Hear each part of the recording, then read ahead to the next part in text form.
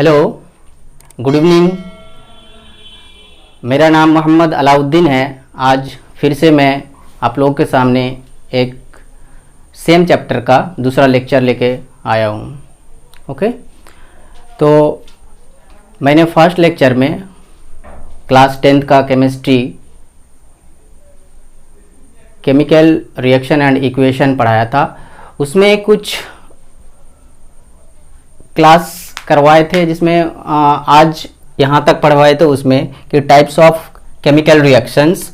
Okay, तो there following types of chemical reactions: combination reactions, जिसको हम लोग हिंदी में बोलते हैं संयोजन अभिक्रिया।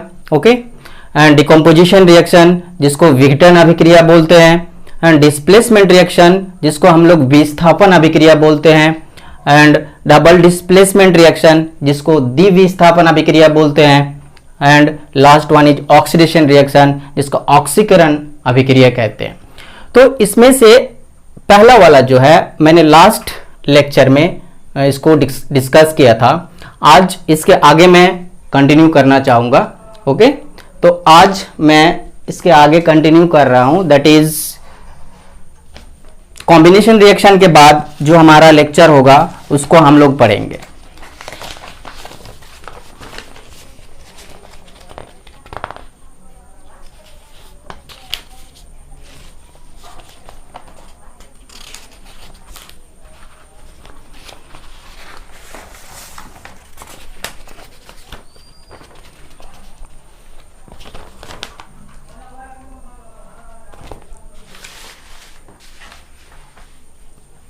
ओके,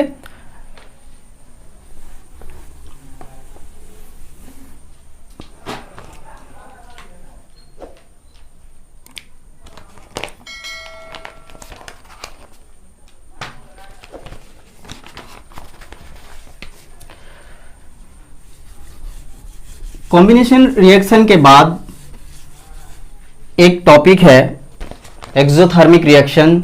ओके, आज यहां से मैं अपना लेक्चर शुरू कर रहा हूं, that is exothermic reaction. Exothermic reaction, okay, इसको हिंदी में बोलते हैं ऊष्माक्षेपी अभिक्रिया। ऊष्माक्षेपी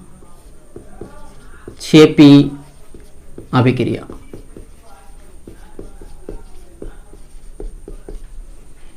ओके, आज से मैं क्या करूंगा कि इंग्लिश के साथ साथ हिंदी में भी डिस्कस करूंगा, क्योंकि यहाँ पे खास करके पाकुड़ में बहुत सारे बच्चे इस तरह के हैं जो हिंदी मीडियम में पढ़ते हैं और उन लोग को अच्छा गाइडलाइन नहीं मिलता है। और मैं अपने तरफ से पूरी कोशिश करूंगा कि हर बच्चे को बेनिफिट हो। तो डिस्कस करते हैं कि एक्सोथर्मिक रिएक्शन किसको कहते हैं, ऊष्माक्षेपी अभिक्रिया किसको कहते हैं। ओके, तो उस तरह की रिएक्शंस या उस तरह की अभिक्रिया जिसमें ऊष्मा की हानि हो, यानी कि जिसमें ऊष्मा निकलता हो, उस तरह की अभिक्रिया को हम लोग ऊष्माक्षेपी अभिक्रिया बोलते हैं, यानी कि एक्सोथर्मिक रिएक्शन बोलते हैं। तो चलिए इसका डिफिनेशन लिखते हैं कि ऊष्माक्षेपी अभिक्रिया होता क्या है, यानी कि एक्सोथर्मिक रिएक्शंस। यानी कि इसका डिफिनेशन इस तरह से लिख सकते हैं कि the reaction in which heat energy are released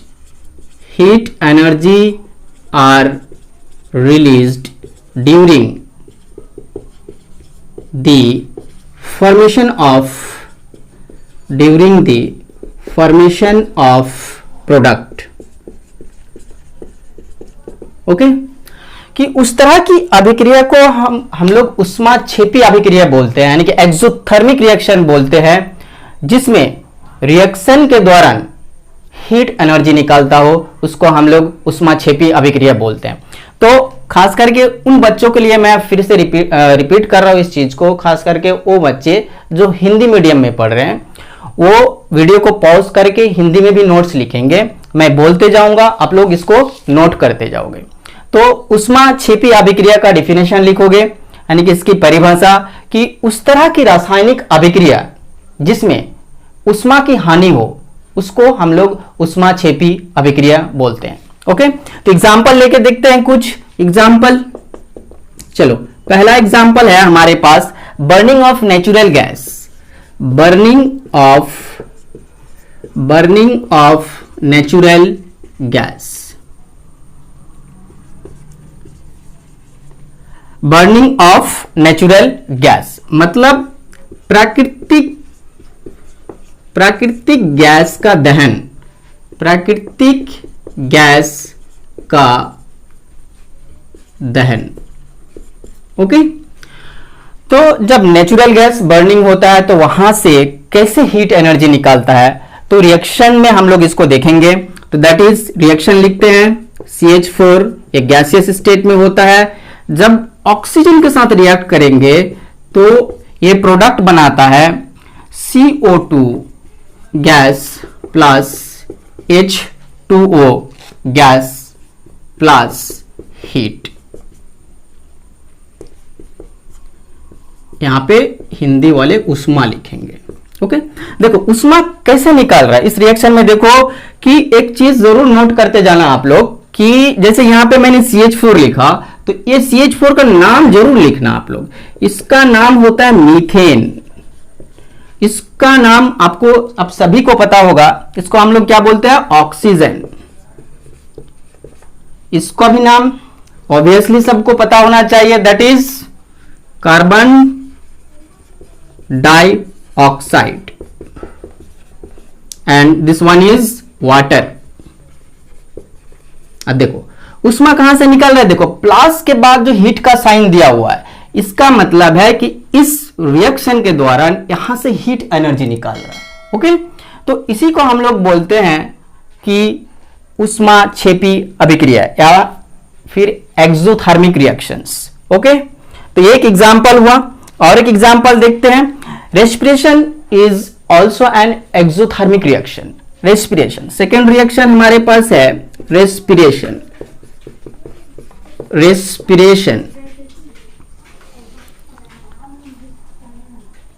respiration को हिंदी में बोलते हैं श्वसन परिक्रिया।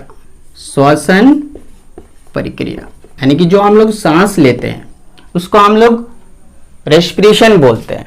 ओके, तो रेस्पिरेशन में भी रिएक्शन लिखना पड़ेगा। यहां पे जैसे ग्लूकोज आपको पता होगा, this is the formula of glucose C6H12O6 aqueous form में होता है। aqueous हम बताएंगे सब चीज AQ क्या होता है। ओके, एंड ये ऑक्सीजन के साथ रिएक्ट करेगा O2,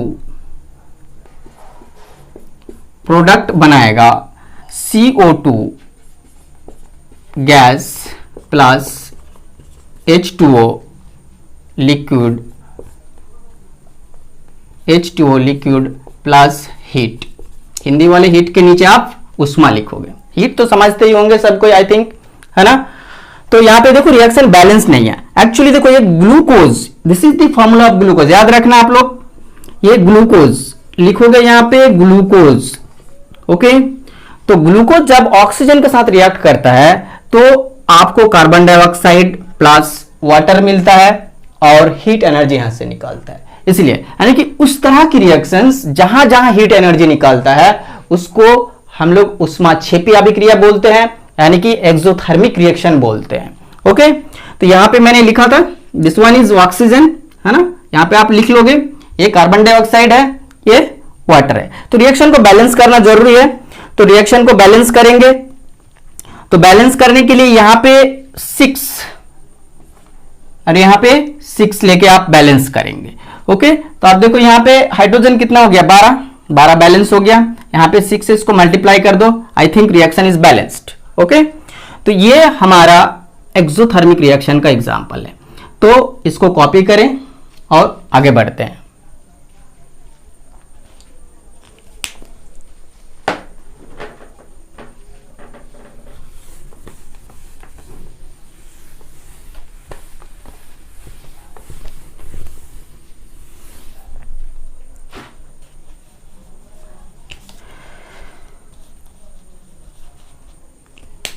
second type of reactions जो है हमारे पास that is decomposition reaction. Okay, तो दूसरा जो है ये डिकम्पोजिशन रिएक्शन। डिकम्पोजिशन को हम लोग हिंदी में बोलते हैं विघटन या फिर अवघटन। ओके, तो इसको हिंदी में विघटन अभिक्रिया कहते हैं। लिखते जाओ और समझते जाओ। ओके, तो देखो पहले आप समझ लो कि विघटन होता क्या। पहले इस वर्ड को आप समझो। डिकम्पोजिशन इंग्लिश वर्ड से आपको ज्यादा गेस होगा कि डिकम्पोजिशन का मतलब होता है तोड़ना। कोई एक चीज है आपके पास, उस चीज को आप तोड़ के क्या कर रहे हो, एक से ज्यादा चीज में आप कन्वर्ट कर रहे हो, यानी कि परिवर्तित कर रहे हो। सपोज मेरे पास ये मार्कर है, ये मार्कर मेरे पास एक सिंगल पीस है। इस सिंगल पीस को आपने क्या कर रहे हो, आप इसको तोड़ने की कोशिश करो और ये टूट भी जाता है ना। अगर यह दो से अधिक पीस में टूट रहा तो इस तरह की रिएक्शन को हम लोग क्या कहेंगे, डिकम्पोजिशन रिएक्शन कहेंगे, यानी विघटन अभिक्रिया कहेंगे। चलो मैं एक सिंपल तरीका से बताता हूं, उसके बाद मैं फिर पहले डिफिनेशन लिख देता हूं, उसके बाद मैं उसको लेता हूं। ओके, तो डिकम्पोजिशन रिएक्शन का मतलब होता है कि those reaction in which those reaction in which single reactant molecules, single reactant substance लिखो, सबसे बढ़िया वर्ड है single reactant substance are going to convert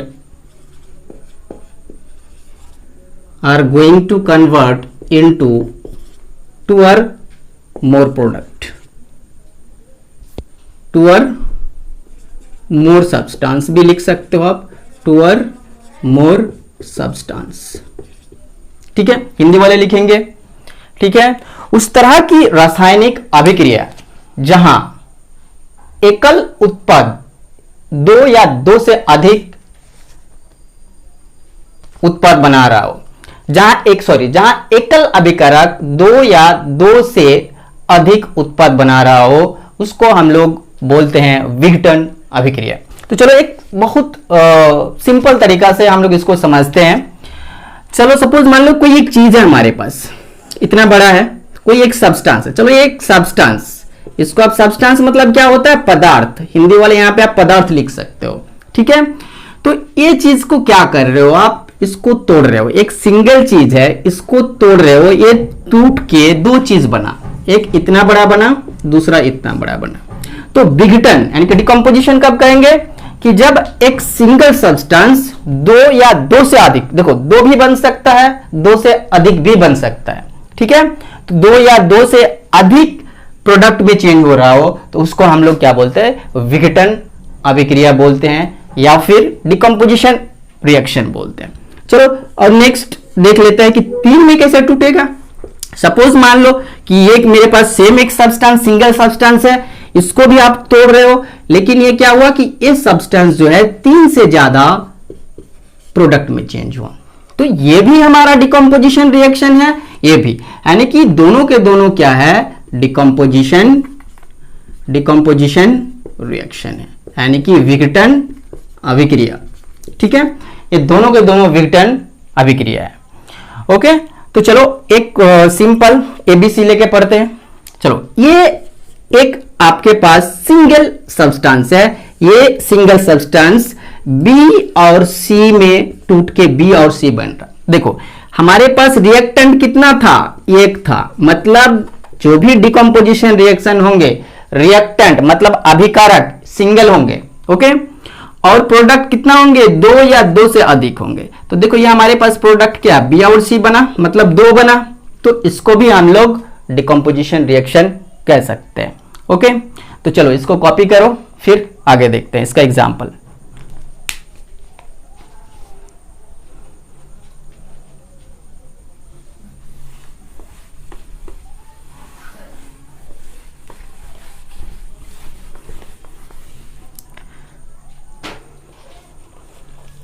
चलो एग्जाम्पल है इसका, बहुत सारा एग्जाम्पल है डिकम्पोजिशन रिएक्शन का। तो इसमें हम नाम लेके बोलेंगे कि देखो बहुत सारा रिएक्शंस होता है, किसी तरह की चीज को तोड़ने के लिए हीट करने की जरूरत होती है, किसी तरह की चीज इस तरह की होता है कि जो हम लोग हीट के द्वारा नहीं तोड़ पाते हैं तो उसको हम लोग इलेक्ट्रिक करंट पास करते हैं। कुछ इस तरह के भी चीज होते हैं दोनों से नहीं टूटता है, वो हमारा सनलाइट से टूटता है। तो हर एक का नाम होता है, तो हम नाम लेके पढ़ेंगे इसको, ठीक है। तो डिकम्पोजिशन में पहला जो डिकम्पोजिशन होता है थर्मल डिकम्पोजिशन, ठीक है। तो इसको आप लिखो हेडिंग थर्मल डिकम्पोजिशन, मतलब उष्मीय विघटन। हिंदी में लिखोगे उष्मीय विघटन,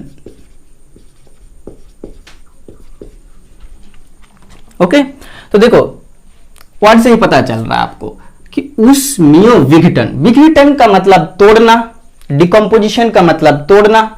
अगर किसी चीज को हम तोड़ रहे हैं और उसको तोड़ने के लिए उष्मा देना पड़ रहा है यानी हीट देना पड़ रहा, तो उस तरह की रासायनिक अभिक्रिया को हम लोग थर्मल डिकम्पोजिशन बोलते हैं, यानी कि उष्मीय विघटन बोलते हैं। तो चलो पहले इसको डिफाइन करते हैं, आफ्टर देन हम लोग कुछ एग्जाम्पल भी लेंगे।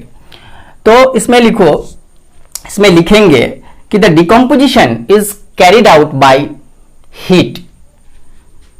Decomposition is carried out by heat. अगर डिकम्पोजिशन हीट के द्वारा हो रहा है तो उसको हम लोग डिकम्पोजिशन रिएक्शन कहते हैं। हिंदी में लिखेंगे कि अगर विघटन उष्मा के द्वारा हो रहा तो उस तरह की अभिक्रिया को उष्मीय अभिक्रिया कहेंगे, ओके। तो चलिए एग्जाम्पल देखते हैं, कुछ एग्जाम्पल हमारे पास ऐसा है। एग्जाम्पल पहला FeSO4, FeSO4 नाम भी लिखते जाएंगे, ठीक है। ये सॉलिड स्टेट में होता है, एस ब्रैकेट में जो हम लिख रहे हैं छोटा करके, इसका मतलब ये सॉलिड, हिंदी वाले इसको ठोस बोलते हैं, ठीक है। तो ये सॉलिड स्टेट में होता है, तो इसका नाम होता है फेरस सल्फेट। फेरस सल्फेट, देखो हिंदी में नाम लिखो या इंग्लिश में लिखो, आपको तो फेरस सल्फेट ही लिखना पड़ेगा, तो बेटर है आप इंग्लिश में नाम लिखने की कोशिश करो, ठीक है। तो जब फेरस सल्फेट को आप हीट कर रहे हो यानी कि इसको आप उष्मा दे रहे हो तो ये टूटेगा, क्योंकि ये चीज उष्मा के द्वारा टूट जाता है, ओके। तो ये बनाता है Fe2O3 solid plus SO2 gas plus SO3 gas, okay. एक हमारे पास एग्जाम्पल है, ठीक है। नेक्स्ट एग्जाम्पल लेते हैं कैल्शियम कार्बोनेट। आप इसके बारे में जानते ही होंगे, calcium carbonate that is CaCO3, इसका नाम होता है कैल्शियम कार्बोनेट। आप लोग देखे होंगे इसको, कैल्शियम कार्बोनेट मतलब जो घर में आपका मार्बल लगा हुआ है वही आपका होता है कैल्शियम कार्बोनेट, ओके। तो कैल्शियम कार्बोनेट जो होता है जनरली, ये मार्बल तो क्या सॉलिड में होता है, तो जब इसको हीट करोगे तो ये भी टूटेगा। किस में टूटेगा? ये कैल्शियम ऑक्साइड में टूटेगा प्लस CO2 कार्बन डाइऑक्साइड में टूटेगा। This one is calcium oxide, ये आपको पता है कार्बन डाइऑक्साइड। तो ये हमारे पास एग्जाम्पल है कि जिसको हम लोग हीट के थ्रू यानी कि ऊष्मा के थ्रू सिंगल रिएक्टेंट मॉलिक्यूल्स को मोर देन वन प्रोडक्ट में यानी कि मोर देन टू प्रोडक्ट में कन्वर्ट कर सकते हैं, ओके। तो चलो इसको कॉपी करो, फिर आगे बढ़ते हैं।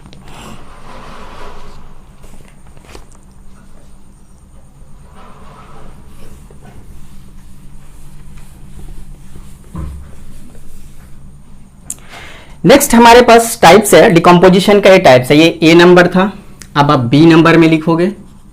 B number that is electrolytic decomposition. Electrolytic decomposition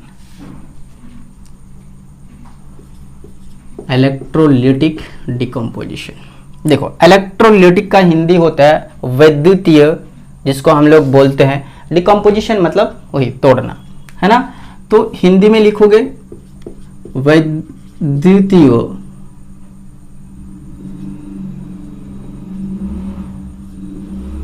वैद्युतीय विघटन। देखो हिंदी में थोड़ा स्पेलिंग थोड़ा बहुत हो सकता है, इसमें कंप्रोमाइज करना आप लोग, ओके। तो आप लोग जैसा होगा उसमें आप ट्राई करोगे लिखने की, बट मेरे तरफ से जहां पॉसिबल होगा वो मैं आपको देने की कोशिश करूंगा, ठीक है। तो देखो इलेक्ट्रोलिटिक डिकम्पोजिशन, फिर यहां पे भी डिकम्पोजिशन की बात हो रहा है। तो डिकम्पोजिशन यानी विघटन किसके द्वारा होगा? इलेक्ट्रिसिटी यानी कि विद्युत के द्वारा। विद्युत पास करोगे, अगर पास करने के बाद अगर कोई चीज, एक चीज दो या दो से अधिक चीज में मतलब बन रहा या फिर टूट रहा, तो उसको हम लोग बोलते हैं इलेक्ट्रोलिटिक डिकम्पोजिशंस, ओके। तो चलो इसको डिफाइन करते हैं, है ना। तो डिफाइन करेंगे, लिखेंगे decomposition is carried out by passing electric current, विद्युत धारा जिसको बोलते हो, by passing electric current। Hindi में लिखेंगे कि इलेक्ट्रिक करंट यानी कि विद्युत धारा पास करने के बाद अगर कोई अगर कोई अभिकारक दो या दो से उत्पाद में कन्वर्ट हो रहा यानी परिवर्तित हो रहा, तो उसको डिकम्पोजिशन यानी कि वैद्युतीय विघटन कहेंगे, यानी कि इलेक्ट्रोलिटिक डिकम्पोजिशन कहेंगे। तो चलो एग्जांपल लेते हैं, सिंपल एग्जांपल जो वाटर है, ठीक है। वाटर को हम लोग इलेक्ट्रोलिसिस कर सकते हैं, इलेक्ट्रोलिटिक, है ना, that is H2O।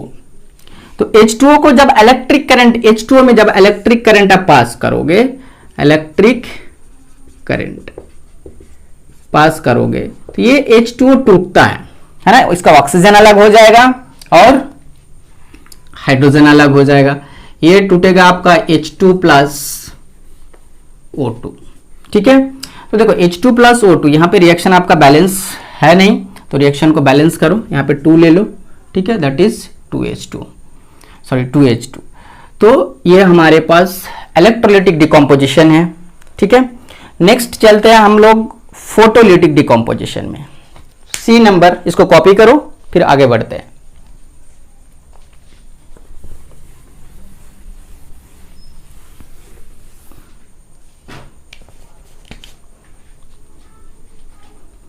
C number, photolytic decomposition.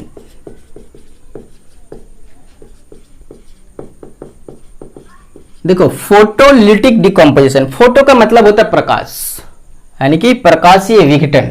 इसको हम लोग हिंदी में लिखते हैं प्रकाशीय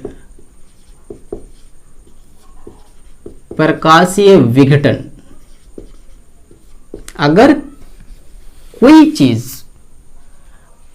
लाइट के थ्रू यानी कि सनलाइट के थ्रू, प्रकाश के थ्रू एक चीज दो या दो से अधिक चीज में मतलब कन्वर्ट हो रहा हो या परिवर्तित हो रहा हो या टूट रहा हो, तो उसको हम लोग बोलते हैं प्रकाशीय विघटन, यानी कि फोटोलिटिक डिकम्पोजिशन, ओके। तो चलो इसका डिफाइन करते हैं कि decomposition is carried out in presence of light. लिखोगे decomposition is carried out in presence of light। Hindi में लिखोगे कि विघटन प्रकाश के उपस्थित में होता है। विघटन जो होता है वो किस में होता है? प्रकाश के उपस्थित में होता है। वो प्रकाश किस तरह के होंगे? चाहे वो आपका सनलाइट है ना, सनलाइट के प्रेजेंस में होते हैं, ठीक है। तो चलिए कुछ एग्जांपल लेते हैं इसमें, ओके। एग्जांपल लेते हैं, दैट इज जैसे AgCl चलो HBr, ओके। तो HBr में देखो सनलाइट, यानी कि इसमें आप लिखोगे सिंबल, देखो सिंबल भी हम लोग लिख सकते हैं, एच म्यू बोलते हैं इसको, एच म्यू। एच म्यू का मतलब होता है फोटोन। ये फोटोन क्या होता है, जो भी हमारा सनलाइट से लाइट आती है उसमें फोटोन प्रेजेंट होता है, जो एनर्जी हम लोग को मिलता है ना। तो एच म्यू भी आप सिंबल लगा सकते हो और डायरेक्टली आप लिख सकते हो क्या, सनलाइट, या फिर लाइट भी लिख सकते हो, ओके। तो ये HBr जो है, ये देखो H2 प्लस Br2 में टूटेगा। तो देखो, तो यहाँ पे 2 हाइड्रोजन 2 ब्रोमीन है, बट यहाँ पे हमारे पास एक सिंगल मॉलिक्यूल है, दैट इज हाइड्रोजन ब्रोमाइड। इसका नाम लिख लो आप, इसको बोलते हैं हाइड्रोजन ब्रोमाइड। HBr को हाइड्रोजन ब्रोमाइड कहा जाता है, ठीक है। इसको 2 से बैलेंस करोगे, ठीक है। और एग्जाम्पल लो, एक एग्जाम्पल ये हो गया, दूसरा एग्जाम्पल आप ले लो AgCl, इस तरह, ठीक है।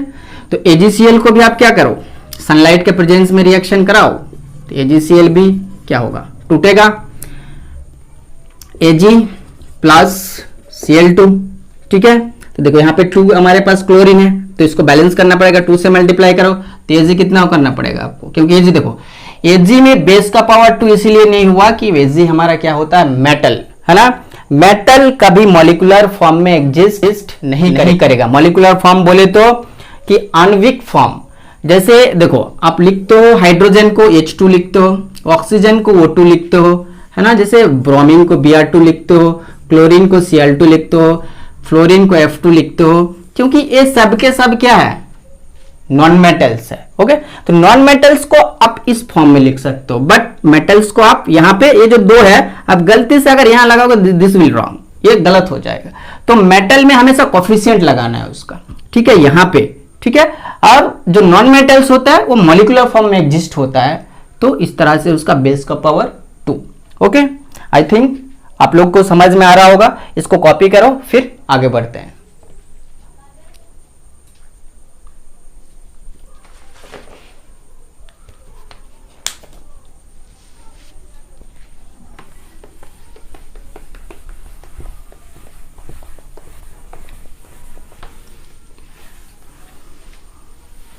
चलो